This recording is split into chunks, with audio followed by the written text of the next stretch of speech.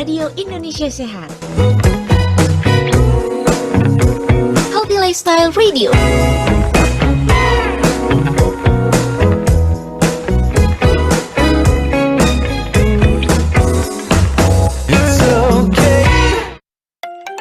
Mau lebih sehat? Yuk dengerin Bincang Sehat.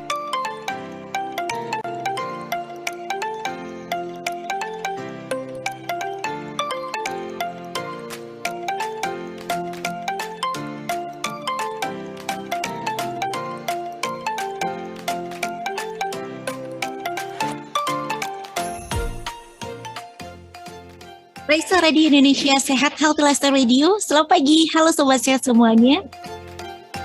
Selamat pagi dan juga semangat pagi. Ini momen-momen suasana tahun baru nih. Semoga masih Anda bawa sampai dengan hari ini, 3 Januari 2023. Raisa Radio kembali hadir untuk Anda di acara Bincang Sehat. Selamat pagi untuk sobat sehat yang pada kesempatan pagi hari ini nih sudah mengklik aplikasi dari Raisa Radio, untuk sobat sehat juga yang sudah mantengin di radioindonesiasehat.com. Dan saya sapa dulu selamat pagi untuk sobat sehat yang berada di Zoom meeting dari Raisa Radio. Sudahkah Anda sarapan hari ini sobat sehat? Karena sarapan ini sangat penting ya. Untuk kita bersemangat, untuk kita beraktivitas pagi hari ini, kita awali dengan sarapan biar energinya cukup ya. Karena pagi hari ini kita akan bahas soal makanan nih. Kita akan bahas tentang malnutrisi atau kondisi saat tubuh tidak mendapatkan cukup nutrisi. Nah, selama kurang lebih 1 jam ke depan nih sobat sehat, kita akan melihat nih kira-kira diri kita nih sudah memberikan yang terbaik belum nih untuk tubuh kita sobat sehat.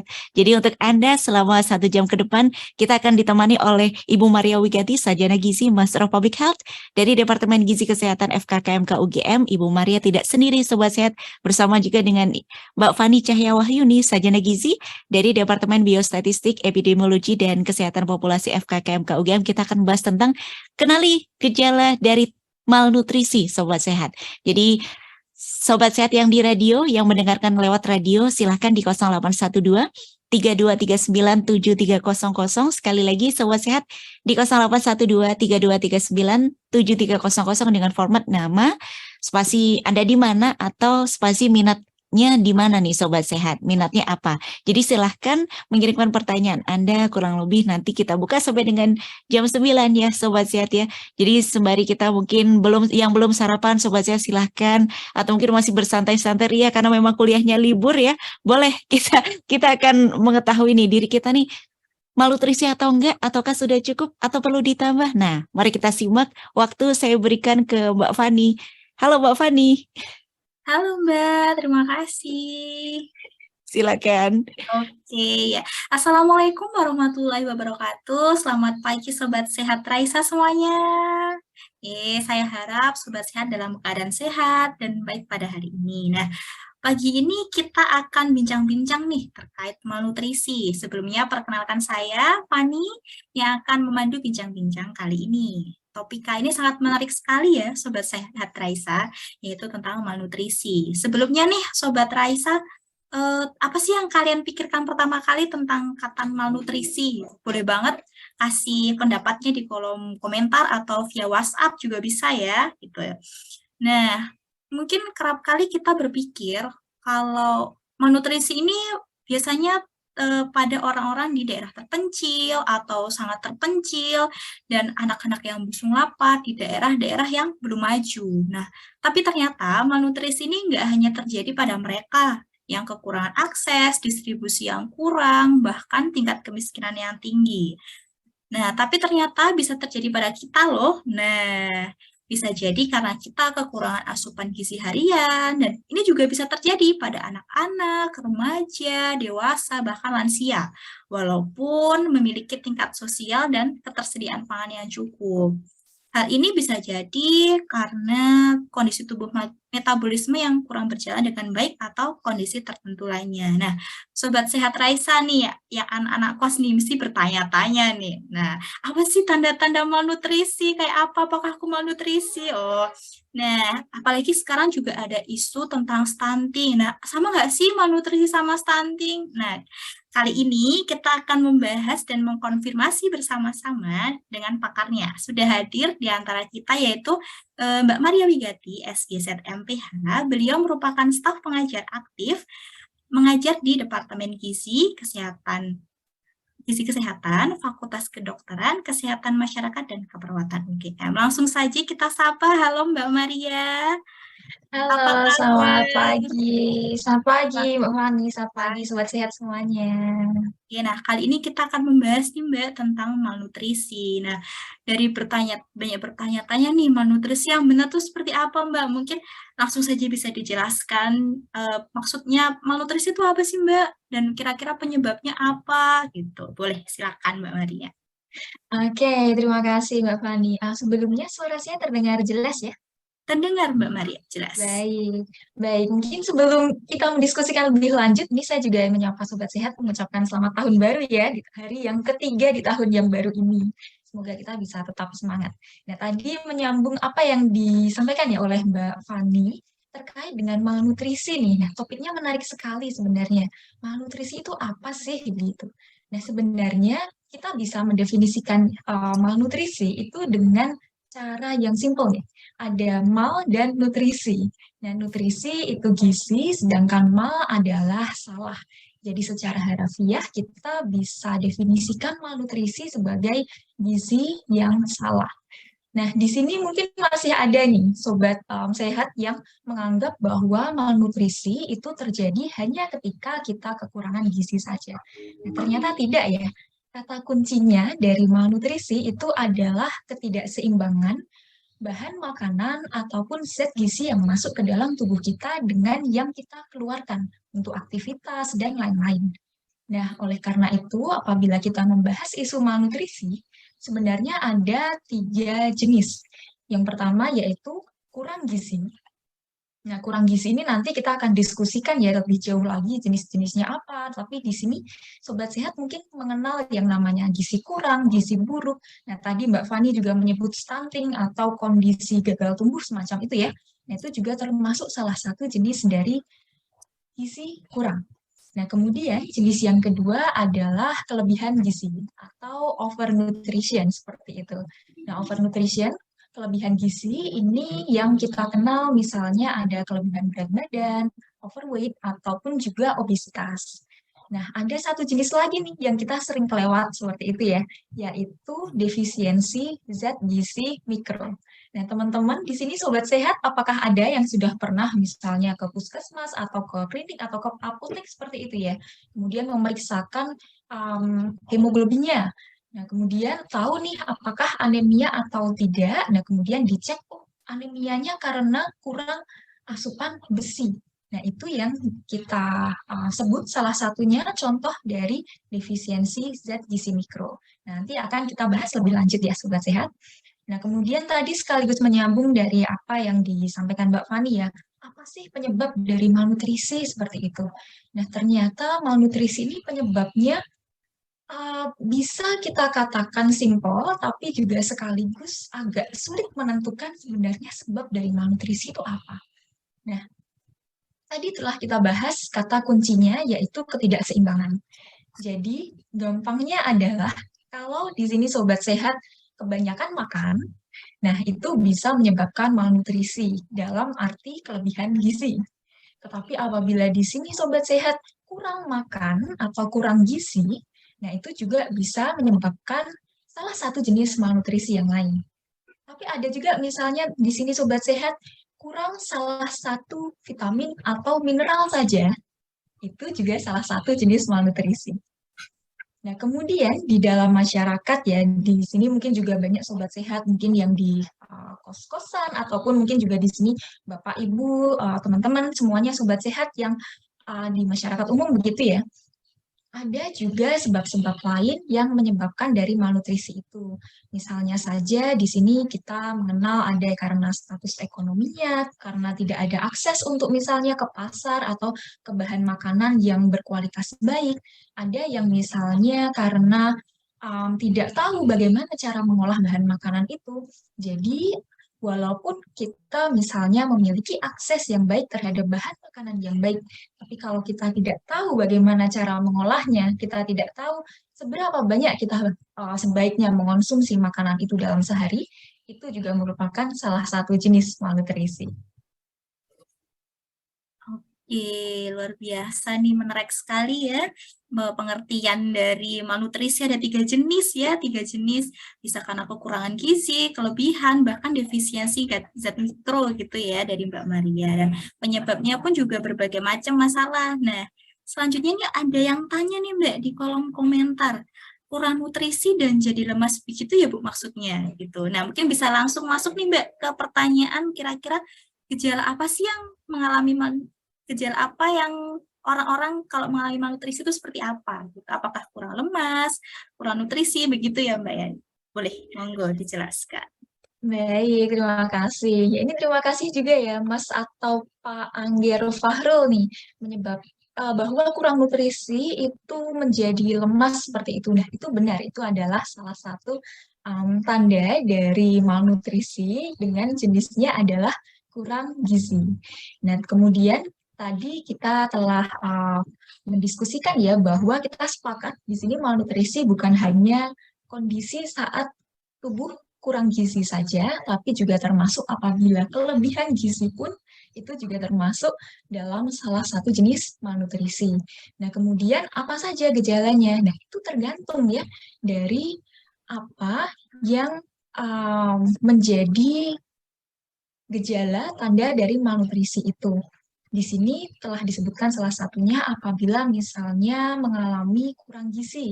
Salah satu bentuk gejala yang paling mudah kita ketahui adalah lemas, gitu. Kemudian misalnya tubuh yang menjadi pucat seperti itu, wajahnya pucat, kemudian dari apabila kita lihat mata gitu ya, itu menjadi tidak bercahaya seperti itu dalam tanda kutip. Kemudian juga apabila kita melihat kuku menjadi pucat, tidak ada warna lagi seperti itu. Nah, kemudian apabila misalnya kita mendiskusikan kelebihan gizi, nah itu tanda-tandanya bisa variatif lagi ya. Yang paling kelihatan tentu dari ukuran badannya yang lebih dari apa yang kita sebut sebagai berat badan yang ideal. Kemudian di sini juga misalnya apabila teman-teman sobat sehat di sini mengukur dari lingkar pinggangnya, nah itu misalnya pada perempuan dia melebihi dari kurang lebih sekitar 90 cm dan juga untuk laki-laki dia lebih dari kurang lebih 100 cm. Nah, kemudian di sini dari orang yang mengalami gizi lebih, kelebihan gizi seperti itu, dia bisa gejalanya menuju pada sindroma metabolik. Nah, sindroma metabolik itu ada beberapa gejala yang bisa kita ketahui ya. Misalnya saja karena dari tekanan darahnya misalnya meningkat seperti itu. Kemudian gula darahnya atau kadar glukosa seperti itu di dalam darah itu juga naik. Kemudian juga kadar dari lemak. Jadi apabila diukur seperti itu, nah ini kok kolesterolnya tinggi. Nah, bisa jadi itu adalah gejala salah satu tanda dari malnutrisi. Nah, kemudian apabila misalnya nih pada anak-anak seperti itu kita diskusikan. Nah, pada anak-anak di sini misalnya tadi disebut terkait dengan stunting, salah satu gejala atau tanda yang bisa kita lihat paling cepat adalah dari tinggi atau panjang badannya. Kemudian misalnya tubuh yang berperawakan kurus seperti itu juga termasuk salah satu tanda dari malnutrisi. Kemudian misalnya apabila kita dulu pernah ya melihat di berita seperti itu ada anak-anak yang sangat kurus sekali, tetapi kemudian perutnya terlihat menggembung seperti itu besar. Nah, itu juga salah satu tanda dari malnutrisi. Nah, kemudian kalau kita bahas terkait dengan defisiensi zat gizi mikro, vitamin, mineral, itu misalnya apabila kekurangan vitamin A, kemudian misalnya kurang zat besi atau misalnya kurang yodium, nah itu juga ada tanda-tanda lain yang sangat spesifik terhadap penyakit-penyakit yang disebabkan oleh kekurangan zat gizi mikro itu. Misalnya saja di sini ada dari denyut nadi atau detak jantung yang tidak beraturan misalnya. Kemudian juga urin atau kita menjadi sering ke belakang seperti itu. Kemudian sakit otot atau letih, kok mudah capek ya. Atau misalnya beraktivitas nih teman-teman di sini sobat sehat yang masih kuliah, itu ketika kuliah gitu ya, kok baru mendengarkan dosennya pembukaan langsung mengantuk ya. Juga salah satu bisa jadi menjadi salah satu tanda bahwa teman-teman sobat sehat itu harus mulai apa ya, mengecek diri nih, wah jangan-jangan ada sesuatu yang harus saya perbaiki dari pola makan ataupun gaya hidup saya seperti itu. Jadi ini lumayan ya Mbak Fani ya dan juga sobat sehat semuanya, apabila kita menghafalkan salah satu semua tanda-tandanya tuh mungkin satu semester sendiri seperti itu yang bisa kita lakukan pembahasan. Tapi di sini sobat sehat yang menjadi kata kuncinya adalah apabila tubuh sudah mulai bereaksi tidak nyaman, tidak seperti yang seharusnya, yang normalnya menjadi apa yang sobat sehat inginkan. Misalnya diare, mual, muntah, ataupun juga di kulit itu mulai muncul tanda-tanda misalnya gatal-gatal dan lain-lain, itu juga menjadi salah satu gejala dari nutrisi. Ya, semoga menjawab ya Mbak Fani. Oke, siap. Jadi udah menjelaskan sekalian nih ya perbedaan malnutrisi anak-anak dan dewasa tadi ya. Yang anak-anak ada stunting, dewasa ada yang dari lingkar pinggangnya gitu ya. Kemudian ada pertanyaan yang masuk nih Mbak dari Kak Luna. Mungkin tadi sudah disampaikan ya. Ini selamat pagi Mbak Maria dan Mbak Fani. Saya mau tanya untuk malnutrisi, yang overnutrisi itu tandanya bagaimana ya? Oh berarti yang berlebih ya, gizi yang berlebih. Apakah sama-sama lemas? Gitu. Ya, bagaimana Mbak Maria? Monggo. Baik, terima kasih Mbak Fani. Terima kasih juga nih Mbak atau Bu ini ya, Bu Luna, atas pertanyaannya, yaitu bahwa apakah bagaimana sih malnutrisi pada orang yang kelebihan gizi? Nah, tanda pertama yang bisa kita lihat tentu dari bentuk badannya. Nanti kita akan diskusikan lebih lanjut ya, mungkin terkait dengan indeks massa tubuh atau BMI, Body Mass Index seperti itu ya, yang biasa kita kenal. Itu akan lebih dari cut off atau patokan-patokan yang sudah diatur oleh Kementerian Kesehatan RI seperti itu. Itu adalah salah satu tanda awal yang paling mudah kita pahami. Nah, kemudian di sini apakah sama-sama lemas? Bisa iya, bisa tidak. Pada orang-orang yang dia sensitif, misalnya karena kelebihan berat badan seperti itu ya, itu menjadi cenderung kurang ingin untuk beraktivitas lebih aktif lagi karena mudah capek misalnya, atau karena kok dipakai lari kakinya sakit semua ya, atau misalnya ketika dipakai untuk misalnya belajar gitu ya, itu relatif memiliki daya konsentrasi yang kurang dibandingkan dengan apabila kita mempertahankan bentuk badan yang ideal seperti itu. Hanya saja tidak serta-merta bahwa semua orang yang mengalami kelebihan berat badan atau obesitas itu akan sama-sama lemas. Bisa jadi karena saking sudah terbiasa dengan kondisi tersebut, itu menjadi ya biasa saja begitu misalnya.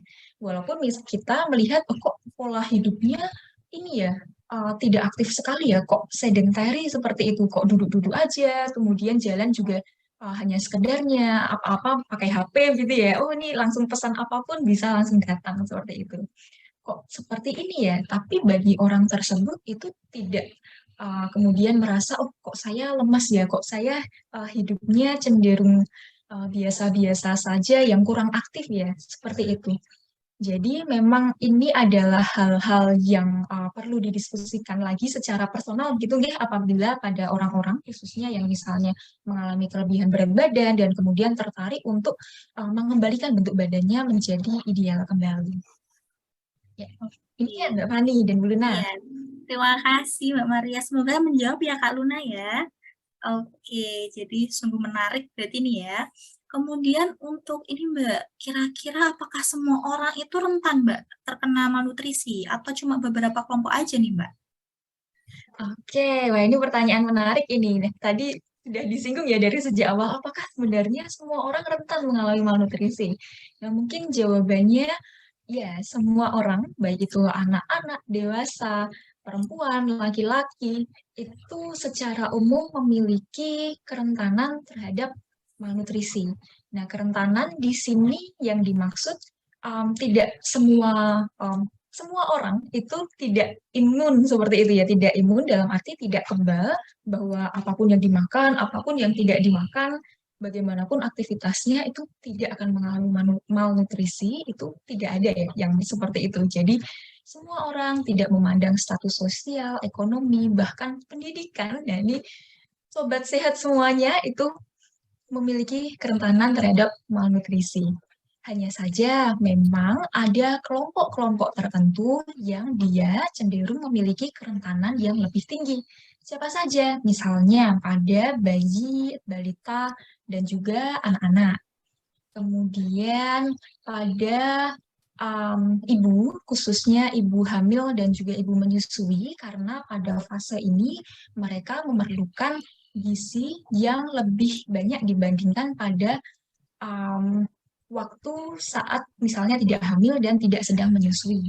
Kemudian juga pada anak sekolah dan pada remaja putri. Nah, di sini sobat sehat misalnya banyak yang masih mahasiswa itu juga termasuk dalam sekolah gitu ya, tapi sekolah yang sudah di level pendidikan tinggi.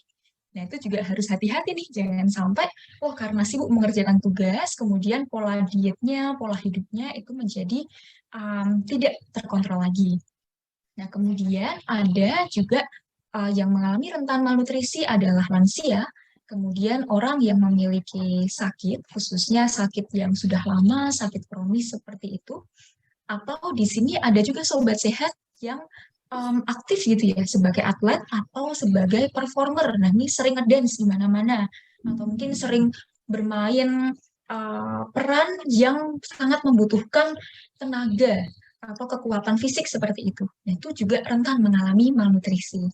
Dan ada juga kelompok-kelompok orang yang di sekitar kita begitu ya, itu kurang beruntung. Misalnya saja saat ini sedang dalam tengah kondisi bencana atau konflik seperti itu. Dan orang-orang yang misalnya sering ya kita mendengar di berita mengungsi begitu di negara lain, atau mungkin ada yang sedang mengalami perang di tengah perang yang tidak selesai-selesai seperti itu, atau di Indonesia yang kita ketahui rawan bencana ya. Nah, itu juga salah satu kondisi yang menyebabkan lebih rentan mengalami malnutrisi. Kemudian juga misalnya tidak memiliki rumah seperti itu, jadi tinggal di jalanan. Dan juga apabila misalnya memiliki status ekonomi yang lebih rendah. Karena memang apabila ekonomi lebih rendah, itu cenderung lebih memiliki akses yang sulit terhadap fasilitas kesehatan, ataupun terhadap makanan atau pendidikan yang baik. Ya, semoga menjawab ya Mbak Fani. Iya, sangat menjawab sekali nih Mbak Maria. Berarti sebenarnya tuh semuanya tuh rentan ya Mbak ya. Cuma memang iya. ada beberapa kelompok tertentu yang sangat rentan gitu. Jadi tetap semua harus aware dengan malnutrisi nih. Nah, dari tadi kita ngomongin ciri-ciri, pengertian malnutrisi. Nah, kira-kira tuh apa ya Mbak ya dampak malnutrisi bagi kita? Apa hanya lemas saja atau ada jangka pendek, jangka panjangnya? Itu gimana ya Mbak ya? Oke, terima kasih. Ya, tadi kita sudah banyak ya mendiskusikan bahwa malnutrisi itu kita sepakat bahwa terdapat 3 jenis yang utama. Kemudian tadi gejala-gejalanya juga kita udah jelaskan secara garis besar seperti itu, yang mungkin di sini para sobat sehat itu mulai bertanya-tanya, loh kok hampir semua yang tadi disebut bisa menjadi gejala malnutrisi ya? Aduh, jangan-jangan saya malnutrisi nih seperti itu. Nah, itu jangan panik dulu ya, sobat sehat di sini yang bergabung lewat Zoom ataupun juga lewat radio atau dimanapun para sobat sehat berada. Nah, itu jangan panik dulu. Tetapi yang paling baik yang bisa dilakukan adalah dengan berkonsultasi langsung, baik itu dengan dokter umum, dokter spesialis, ataupun juga dengan ahli gizi. Sehingga bisa misalnya dari tenaga-tenaga kesehatan ini dengan fasilitas yang lebih lengkap itu dites gitu ya, dilakukan tes, misalnya mengukur tinggi badan berat badannya, kemudian diukur misalnya kadar hemoglobinnya, ataupun juga tanda gejala lain yang bisa lebih spesifik mengarah pada malnutrisi tersebut. Nah, karena kenapa kok ini penting? Karena tadi gejala-gejala yang kita bahas di sini itu sangat umum ya, dan itu tidak spesifik untuk malnutrisi saja. tapi juga bisa menjadi bagian dari gejala misalnya penyakit-penyakit lain ataupun juga situasi-situasi lain, entah itu yang mungkin ya tidak kita harapkan ya, tapi memerlukan perhatian khusus ataupun juga justru sebenarnya oh tidak apa-apa nih, ini merupakan fase yang normal gitu misalnya. Kemudian misalnya ada anak-anak yang dia susah makan itu, aduh ini gejala malnutrisi nih, dia tidak mau makan gimana ini? Itu bisa jadi karena memang fase umurnya sedang susah makan gitu. Jadi bagaimana di sini Sobat Sehat mungkin ada yang sudah memiliki putra dan putri, bagaimana bisa mendorong putra-putrinya untuk memiliki pola makan yang baik. Nah tadi ini kita kembali lagi, bagaimana sih dampak dari malnutrisi seperti itu? Apakah ada jangka pendek, ada jangka panjang? Nah ini kembali menarik ya Mbak Fani apabila kita ingat di sini ada Sobat Sehat misalnya yang dari mempelajari gizi juga, ini mungkin ingatnya di satu semester sendiri nih, atau satu mata kuliah sendiri nih, membahas tentang apa sih dampak dari malnutrisi. Nah, membahas dampak dari malnutrisi itu perlu kita pahami bahwa malnutrisi yang terjadi pada anak-anak dan malnutrisi yang terjadi saat dewasa itu bisa menimbulkan hal atau dampak negatif yang berbeda. Nah, pada anak-anak di sini para sobat sehat perlu ketahui ya bahwa anak-anak itu merupakan generasi penerus yang di sini para orang dewasa, pengasuh, orang tuanya, pemerintah semuanya itu menganggarkan, mengandalkan program-program untuk diinvestasikan pada anak-anak. Nah, kenapa? Karena kalau anak-anak ini memiliki kualitas yang baik dalam arti pintar, cerdas, memiliki pemikiran yang kritis, bisa membangun bangsa ini gitu ya. Sehingga di masa depan nanti berapa ratus tahun lagi ya Indonesia 100 tahun ke depan. Nah, apabila anak-anaknya disiapkan nih dari sekarang, itu kita bisa tenang seperti itu. Oh, 100 tahun ke depan Indonesia masih ada. 100 tahun ke depan atau kelamaan gitu ya kalau 100 tahun ke depan, oh atau beberapa tahun ke depan Indonesia ekonominya bisa maju, kita bisa menjadi negara maju, lebih banyak orang-orang yang sejahtera di negara ini. Nah, oleh karena itu, ini bisa kita bayangkan ya, kalau anak-anak ini gizinya terganggu, mengalami kurang gizi, mengalami kelebihan gizi, mengalami defisiensi vitamin atau mineral, apa yang terjadi? Nah, perkembangan otaknya terganggu, sistem metabolismenya, bagaimana anak-anak ini menggunakan zat gizi yang masuk ke badannya dia itu juga akan terganggu, mudah sakit-sakitan, di sekolah tidak bisa mengikuti pelajaran dengan baik, dan juga misalnya sulit untuk berkomunikasi dengan anak-anak sebayanya, dan lain-lain. Yang mana pada fase anak-anak ini sangat penting karena apabila lewat begitu ya, di sini Sobat Sehat mungkin ada yang sudah mendengar fase 1000 hari pertama kehidupan. Itu dimulai saat masa kehamilan hingga anak berusia 2 tahun. Kalau fase ini lewat ya Bapak Ibu, para Sobat Sehat semuanya, nah itu kita perlu waspada. Waduh, kenapa? Karena tidak akan bisa digantikan. Ya namanya saja 1000 hari pertama ya. Kalau sudah lewat ya tidak pertama lagi seperti itu. Itu tidak bisa digantikan pada fase yang selanjutnya. Bahkan ada yang mengatakan apabila kita benar dalam mendidik anak-anak yang masih sangat muda, yang belum sekolah bahkan, untuk mengenal pola makan, bahan makanan, masakan yang baik untuk tubuh mereka, sebenarnya kita nggak hanya mendidik anak-anak ini loh, kita sedang membentuk pola makan yang sehat untuk anak ini, yang akan dia gunakan untuk seumur hidup dia. Jadi sampai dia nanti dewasa, sampai dia nanti si anak ini lansia, sampai anak ini nanti memiliki anak, memiliki cucu, seperti itu. Bisa kita bayangkan ya dampaknya, sehebat apa apabila malnutrisi ini terjadi pada anak-anak terutama yang masih muda. Nah, bagaimana pada orang dewasa? Nah, kalau terjadi pada orang dewasa, yang perlu diwaspadai adalah bahwa malnutrisi itu bisa menjadi salah satu pencetus penyakit tidak menular. Nah, di sini para sobat sehat sudah kenal ya berbagai macam penyakit begitu, mulai dari kanker, kemudian penyakit pembuluh darah, jantung, stroke.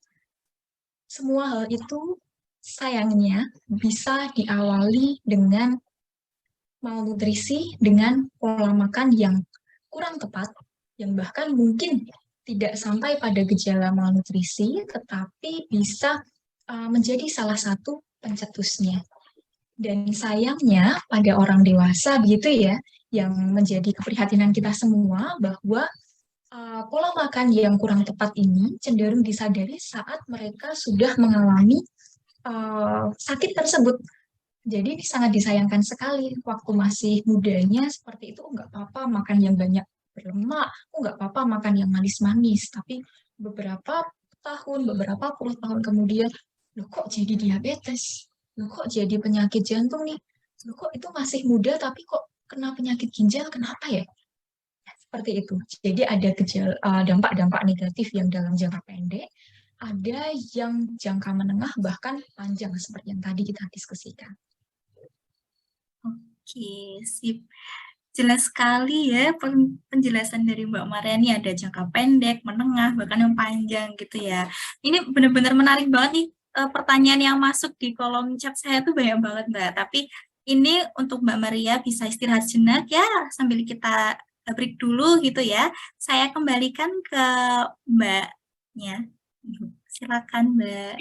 Baik, terima kasih banyak Bu Maria dan juga Mbak Fani. Wah, ternyata aktivitas pola makan yang mungkin selama ini kita anggap sebagai sesuatu yang sederhana, kita jadi lebih aware lagi nih Sobat Sehat. Kita jadi lebih memaknai lagi bahwa seberpengaruh itu ya aktivitas pola makan, jadi harus kita perhatikan tidak hanya untuk diri kita tapi juga untuk Indonesia.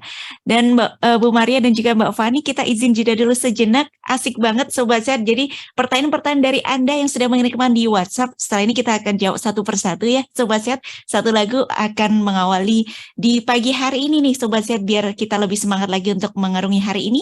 Dari Hi-Fi dengan bahagia hadir untuk Anda, tetap di Raisa Radio Indonesia Sehat.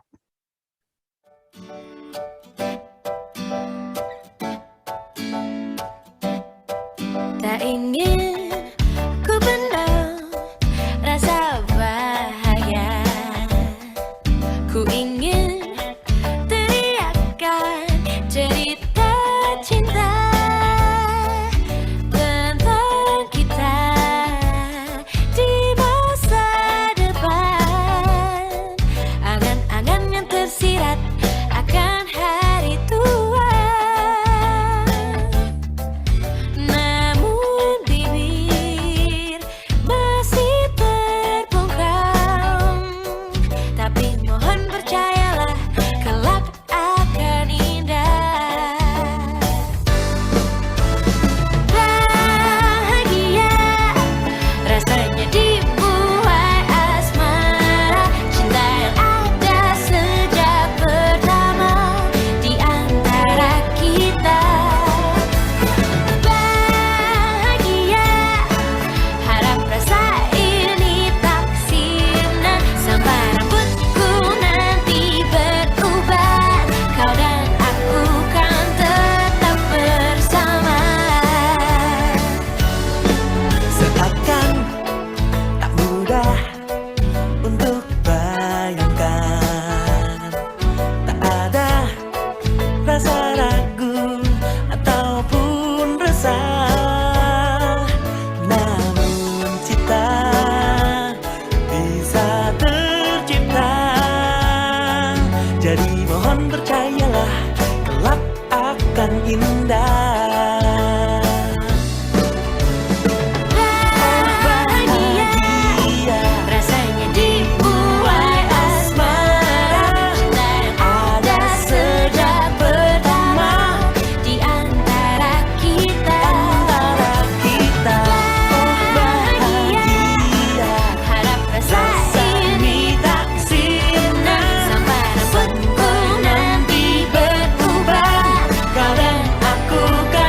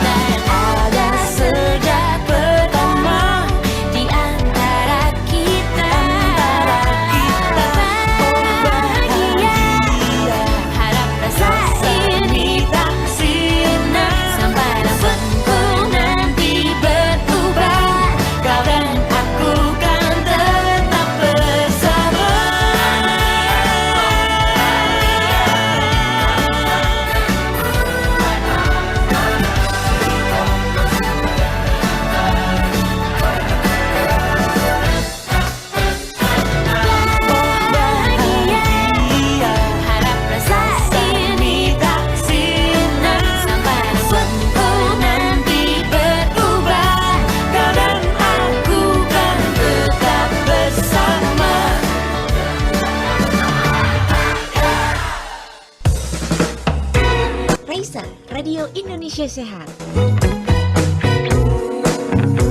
Healthy Lifestyle Radio.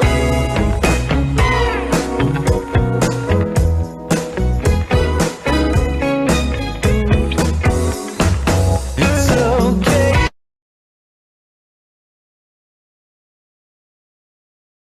Bingung gimana cara mendapatkan informasi kesehatan yang valid? Grup chat dan sosial media ramai dengan informasi kesehatan yang tidak jelas sumbernya. Raisa Radio hadir untuk menjawab pertanyaan Anda.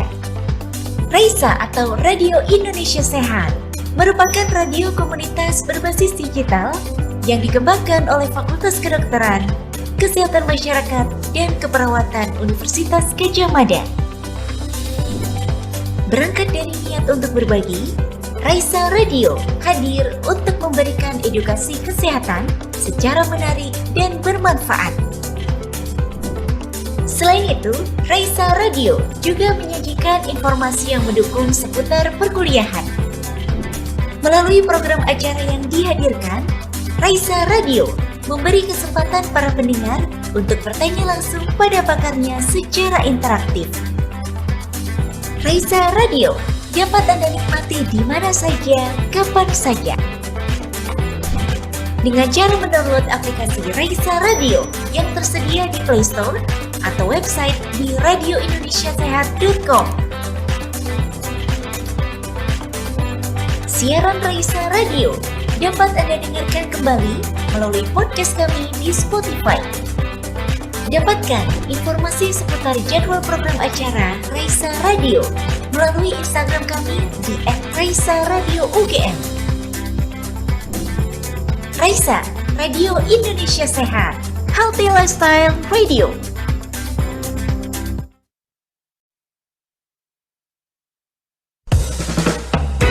Raisa, Radio Indonesia Sehat, Healthy Lifestyle Radio.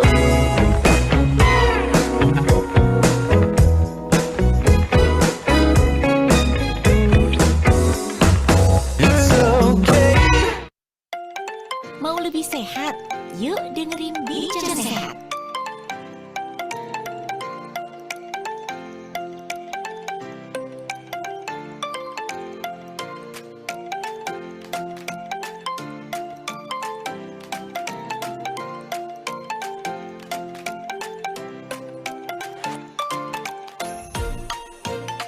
Sobat Sehat, Hi-Fi itu selalu memberikan nuansa-nuansa musik yang bikin kita ceria ya. Semoga satu lagu tadi judulnya adalah Bahagia membuat kita lebih bahagia hari ini Sobat Sehat. Dan terima kasih Anda masih bersama dengan kami di Raisa, Radio Indonesia Sehat, Healthy Lifestyle Radio, di program kami di Bincang Sehat Raisa Radio. Kami ucapkan selamat bergabung untuk Sobat Sehat yang baru aja nongol nih atau baru aja stay tune di Raisa Radio. Tenang saja, Anda masih bisa mengikuti acara Bincang Sehat di pagi hari ini. Masih kita bahas tentang malnutrisi. Ternyata ada gejala-gejala yang perlu atau tanda-tanda yang perlu kita perhatikan kalau kita malnutrisi. Tidak hanya kekurangan gizi saja, kelebihan pun juga bisa Sobat Sehat.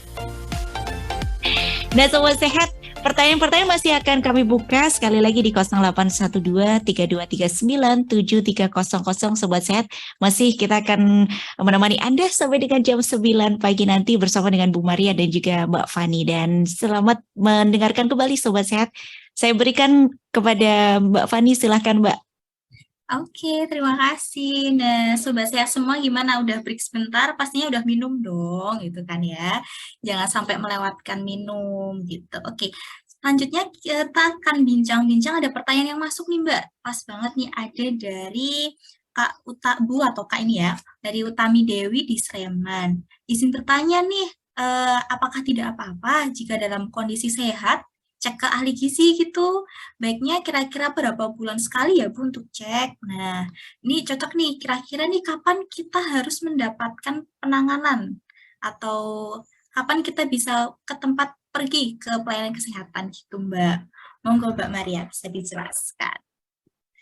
Oke, terima kasih Mbak Fani atas pertanyaannya dan juga terima kasih ya atas Ibu atas Pertanyaannya tadi menarik sekali sebenarnya kapan sih kita sebaiknya bisa cek seperti itu ke ahli gizi atau mungkin ke fasilitas kesehatan, ke tenaga kesehatan yang lain. Nah, sebenarnya apabila di sini sekali lagi ya karena tadi malnutrisi ini bisa semua orang, jadi kita membahasnya agak luas ini ada yang anak-anak, ada yang orang dewasa.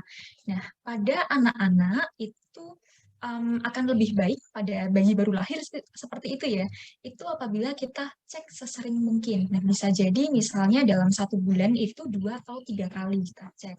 Nah, itu boleh misalnya di sini apabila ada sobat sehat yang memiliki alat ukur di rumah, memiliki timbangan, memiliki alat ukur panjang badan, itu boleh digunakan untuk memantau.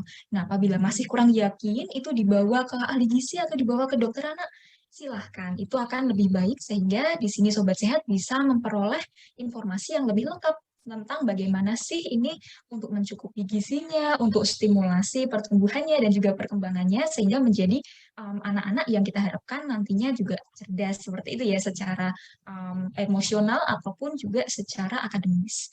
Nah, kemudian kalau misalnya nih anak-anak yang usianya sudah lebih tua seperti itu ya, misalnya usia berapa nih? 6 bulan hingga balita seperti itu. Nah, itu di masyarakat kita kenal yang namanya posyandu.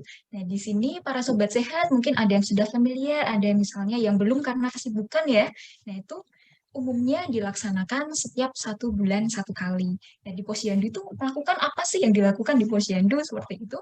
Nah, di posyandu itu anak-anak balita biasanya akan diukur berat badannya secara rutin sekaligus juga dengan panjang atau tinggi badannya. Nah, kenapa ini penting? Karena pada anak-anak yang salah satunya yang sangat sensitif dengan perubahan dari gizi itu adalah melalui berat badan. Sehingga berat badan ini penting untuk kita pantau terus, setidaknya 1 bulan sekali. Nah, kemudian di posyandu itu kader kader gitu ya, kader posyandu itu biasanya akan membantu untuk plotting atau menaruh misalnya pada bulan ini begitu ya, usia dari si anak berapa, berat badannya berapa. Nah, ini tergolong dari apakah normal nih berat badannya atau termasuk berat badan kurang atau termasuk berat badan lebih. Nah, itu akan dibantu oleh kader posyandu yang diawasi dengan tenaga kesehatan dari puskesmas. Nah, misalnya di sini ada dari sobat sehat yang tidak sempat nih ke posyandu. Aduh, posyandu itu dimulainya pagi-pagi, saya pagi-pagi kerja, gimana saya bisa ke sana? Seperti itu ya. Itu bisa dibawa ke fasilitas kesehatan terdekat yang ada di dekat rumah para sobat sehat nih. Puskesmas boleh, klinik boleh, ketemu janjian sama ahli gizinya nih langsung boleh, ke perguruan tinggi nih di UGM ada banyak fasilitas nih, oh boleh banget seperti itu ya. Nah, itu 1 bulan sekali akan dibantu oleh para tenaga kesehatan, ahli gizi, dokter, bidan untuk memastikan bahwa anak-anak dari para sobat sehat di sini itu memiliki tren status gizi dan pertumbuhan yang baik. Nah, kemudian kalau orang dewasa gimana nih? Nah, kalau orang dewasa ya sama sebenarnya nih para sobat sehat lebih bagus kalau sesering mungkin. Nah, tadi pertanyaannya saya nggak ngerasa apa-apa nih, kayaknya saya normal-normal aja, sehat-sehat aja, bisa nggak? Boleh nggak kalau saya ke ahli gizi? Boleh banget. Nah, ini tadi kategori saya kelihatannya normal atau sehat-sehat saja. Nah, apakah sudah benar-benar diukur? Atau kondisi badan dari sobat sehat yang terlihat, oh, saya bisa aktif kok, saya bisa aktif, bisa normal, misalnya lari-larian seperti itu, di aktivitas di kerja atau di kuliah tidak terganggu. Nah, itu tetap bisa para sobat sehat datang ke klinik ahli gizi ataupun juga ke fasilitas kesehatan yang terkait. Kenapa? Nah, nanti akan bisa dicek secara lebih lengkap lagi seperti itu. Nah, apabila misalnya memang tidak ada, nah di situ para sobat sehat bisa ini ya, bisa sekaligus tanya-tanya nih kira-kira oh, gimana ya pola hidup yang baik misalnya, gimana ya cara agar saya bisa tetap bugar hingga nanti misalnya hingga usia kepala 4, kepala 5 atau hingga saya bagaimana nih saya bisa menua dengan sehat, dengan produktif seperti itu. Itu tidak masalah. Nah, di sini ya saya bisa ceritakan sedikit cerita gitu ya Mbak Fani ya. Kalau misalnya seperti di UGM sendiri, di Fakultas Kedokteran ya di khususnya, itu sudah mulai rutin untuk melaksanakan yang namanya posbindu. Nah, mungkin di sini Sobat Sehat juga ada ya yang di tempat kerjanya atau di tempat tinggalnya masing-masing itu yang mengadakan posbindu. Nah, posbindu ini adalah fasilitas yang memang bisa dimanfaatkan sama seperti posyandu, tetapi khusus untuk remaja hingga dewasa yang di sini Sobat Sehat bisa dipantau. Apa aja nih? Berat badan, tinggi badan, kemudian misalnya juga bisa kadar gula darahnya, tensinya, kolesterolnya, dan asam uratnya. Nah, kemudian mungkin ada fasilitas lain yang itu berbeda-beda di tiap posbindu. Tetapi dengan mengecek ketiga hal itu, nah itu menjadi bekal awal nih di sini Sobat Sehat. Bagaimana Sobat Sehat itu bisa mengetahui, oh ternyata saya masih di batas normal nih. Atau, waduh, kok saya bentuk badannya biasa-biasa aja, tapi kok tensinya tinggi ya? Kenapa ya? Itu bisa diketahui dengan memanfaatkan fasilitas-fasilitas yang ada. Oke, semoga menjawab, Mbak Fani. Oke, sangat menjawab, Mbak. Jadi kayak kita ke ahli gizi gitu tuh udah suatu bentuk investasi ya, Mbak ya. Ya, menuai dengan produktif gitu. Oke, menarik sekali, Mbak. Oke, kita lanjut pertanyaan selanjutnya ya. Ini ada dari Bu Sinta Nurrohmah dari Jogja. Izin bertanya, kalau misalnya kurang gizi lalu kita beli vitamin atau suplemen gitu, apakah nggak apa-apa ya? Gitu. Nah, ini relate sama pertanyaan, berarti penanganannya tuh kalau misalnya udah terjadi malnutrisi atau bahkan ingin cek gitu ya, penanganannya tuh seperti apa gitu, biar tahu ini mengatasi malnutrisinya gitu. Monggo, Mbak. Oke, terima kasih Ibu Sita ya. Bu Sinta, iya. Oke, Bu Sinta, Ada di terima sini. kasih pertanyaannya. Jadi tadi apabila misalnya kita mengalami malnutrisi, itu apakah boleh nih kita beli vitamin atau suplemen? Nah, jawabannya tergantung malnutrisinya apa, seperti itu. Nah, apabila misalnya memang karena kurang zat besi, kemudian kita membeli vitamin zat besi, nah tentu itu akan sangat membantu untuk mempercepat pemenuhan yang tadi kurang nih di dalam badan kita.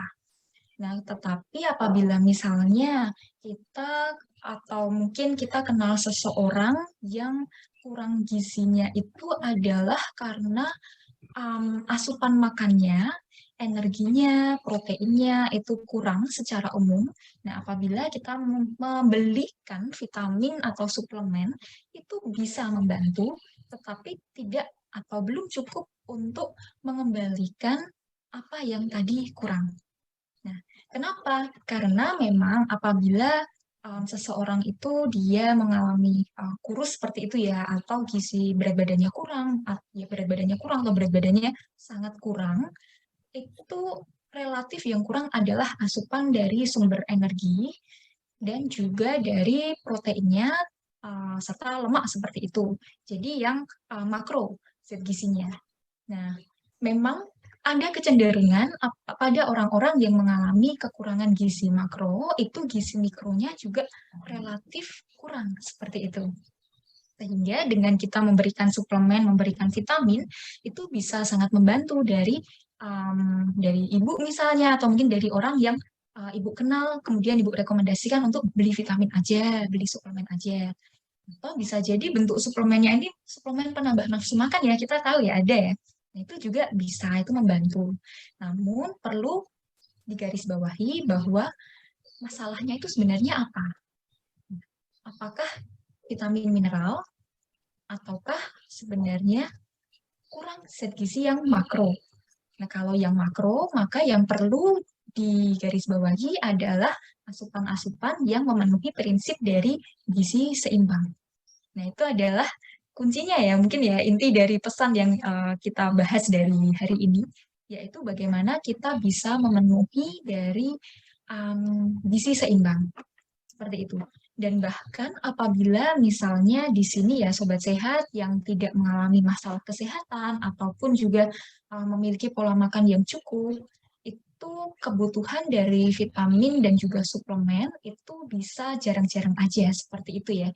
Jadi tidak yang terus dikonsumsi rutin misalnya setiap hari berapa kali dalam satu hari itu belum dibutuhkan karena apabila nanti berlebih kita kenal ya ada kondisi yang namanya hipervitaminosis. Jadi itu apabila vitamin-vitamin atau vitamin begitu ya yang disimpan di tubuh itu kebanyakan.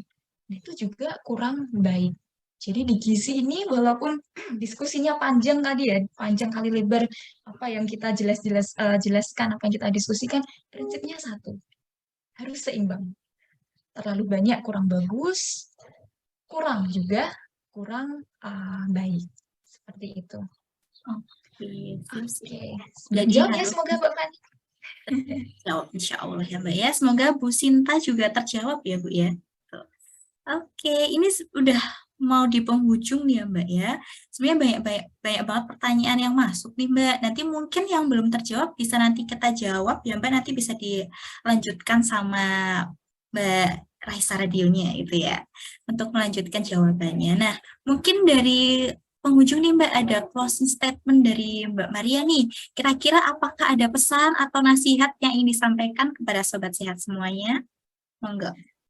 Oke, terima kasih Mbak Fani. Baik, Sobat Sehat ini tidak terasa ya, sepertinya kok tadi ngobrolnya baru singkat saja seperti itu, baru membahasnya kok hanya tentang ini dan itu yang gizinya kurang, gizinya lebih, kok banyak sekali seperti itu. Tapi di sini saya berharap apa yang kita diskusikan hari ini, walaupun singkat, tapi bisa memberikan manfaat kepada para sobat sehat semuanya. Nah, ini entah yang masih kos atau masih mahasiswa atau mungkin sudah bekerja atau mungkin sudah di sini masyarakat umum di rumah tetapi juga memantau bagaimana asupan gizi untuk keluarganya. Nah, itu semoga bisa memberikan sedikit bekal terkait dengan apa sih pentingnya dari gizi, apa sih manfaatnya apabila kita bisa memenuhi asupan gizi sejak dini.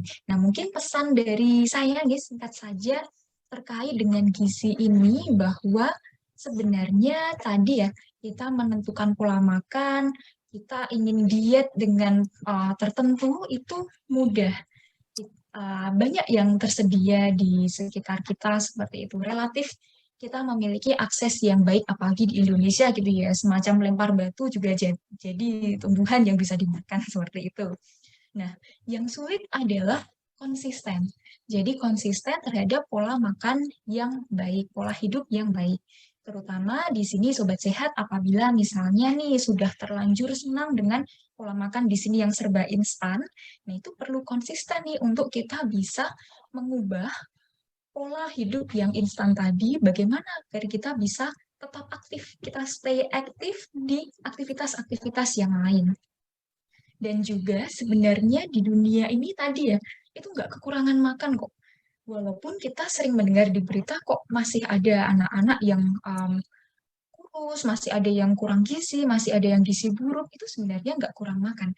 Hanya saja bagaimana kita di sini, terutama Sobat Sehat yang ada di Raisa Radio, yang mendengarkan Raisa Radio, kita bisa dengan bijak mengelola apa yang kita makan. Jadi kalau misalnya belum perlu mengkonsumsi itu, ya membeli dalam batas yang secukupnya. Nah, ini ahli gizi ini memiliki satu slogan ya, yaitu swasta harina. Artinya adalah makanan untuk kesehatan. Nah, saya berharap para sobat sehat di sini bisa memaknai makanan bukan sebagai sesuatu yang fancy atau yang untuk hura-hure, tetapi makanan itu adalah salah satu bentuk investasi kita untuk kesehatan jangka panjang. Terima kasih. Oke, terima kasih Mbak Maria. Sungguh insight penuh closing statement yang ciamik. Oke, menarik banget ya. Jadi kita harus konsisten untuk konsumsi makanan-makanan yang sehat, juga diimbangi dengan olahraga tentunya ya, pastinya olahraga, kemudian semangat untuk investasi masa tua nanti, gitu. Oke, ini sepertinya sudah selesai. Saya sebagai moderator, mohon maaf jika ada kesalahan kata. Semoga bermanfaat dan sehat selalu untuk sobat sehat semuanya. Dadah, Assalamualaikum warahmatullahi wabarakatuh. Saya kembalikan ke Mbak Raisa. Yuk game. Terima kasih. Waalaikumsalam warahmatullahi wabarakatuh. Terima kasih banyak Bu Maria dan juga Mbak Fani. Waduh, banyak ilmu yang kita dapatkan pagi hari ini ya Sobat Sehat terkait dengan pola makan. Jadi PR kita nih Sobat Sehat, kita nih nggak kekurangan makan, cuman bagaimana kita mengelola apa makanan yang masuk ke dalam tubuh kita, karena yang kita masukkan ini sebagai suatu investasi nih, dan ini akan berdampak ke jangka depannya gitu ya Sobat Sehat. Jadi semoga edisi episode di pagi hari ini bisa membuat kita jadi lebih sadar lagi dan kita lebih memperhatikan apa-apa saja yang kita masukkan ke dalam tubuh kita, plus juga aktivitas yang mengimbanginya biar kita tetap sehat gitu. Sekali lagi terima kasih banyak Bu Maria dan juga Mbak Fani. Senang sekali kita bisa jumpa dari Mbak Maria dan juga Mbak Fani edisi pagi hari ini. Salam sehat dan juga semoga ini menjadi kebaikan dan keberkahan untuk Bu Maria dan juga Mbak Fani edisi pagi hari ini. Terima kasih sudah berbagi Bu Maria dan juga Mbak Fani. Terima kasih juga Mbak Terima Galuh. kasih juga. Terima kasih Sobat Sehat semuanya. Baik, terima kasih banyak Sobat Sehat untuk Anda yang sudah bergabung dan mohon maaf sekali untuk Sobat Sehat yang pertanyaan belum sempat kami jawab. Maaf sekali karena keterbatasan waktu. Terima kasih banyak untuk ini dia ada Mas Gregorius, terima kasih sudah mengajukan pertanyaan. Ada juga terima kasih juga ada siapa lagi nih ya? Ada Bu Rati Hapsari dari Simkes 2021. Ada juga terima kasih untuk Mbak Utami Dewi dan yang lain yang sudah mengajukan pertanyaan. Semoga kita bisa jumpa lagi di lain waktu, lain kesempatan. Terima kasih, semoga hari ini apa yang Anda kerjakan lancar. Jangan lupa sarapan dulu, Sobat Sehat. Dan tadi pesan dari Bu Maria dan juga Mbak Fani, untuk jangan lupa untuk penuhi air minumnya hari ini, Sobat Sehat. Terima kasih banyak, saya Galuh pamit undur diri. Mohon maaf bila ada kesalahan pada saat acara Bincang Sehat berlangsung. Terima kasih banyak, dan salam sehat untuk kita semua. Terima kasih banyak Bu Maria dan juga Mbak Fani.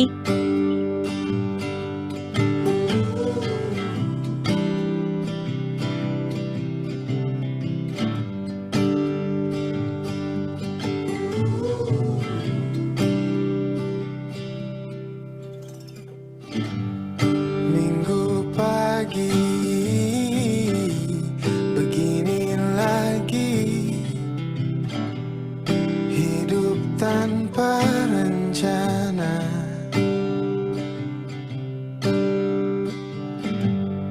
Hari ini ku berjanji ingat mimpi bersama. Setengah mati jinakan ombak, setengah hati hidupku rombak, yang tak pernah terganti, yang melekat di hati.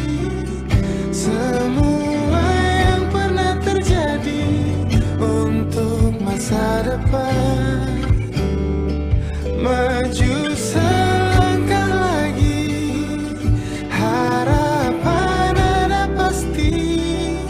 Semua yang akan terjadi untuk masa depan.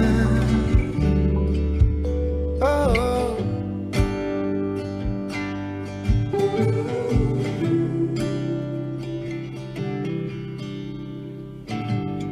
Yang kemarin sudah berlalu, biar jadi pelajaran. Oh, oh, yang ku tahu malam ini hanya rindu tawamu.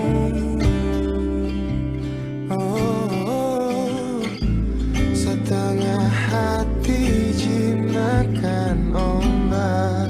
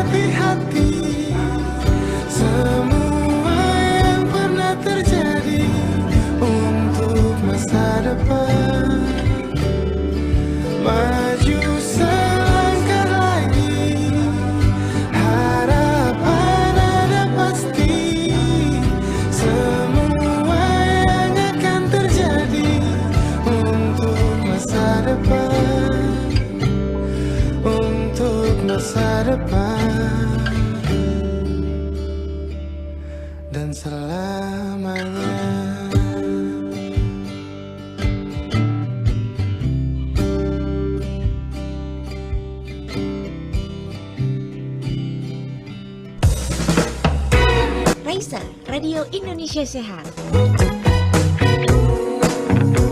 Healthy Lifestyle Radio.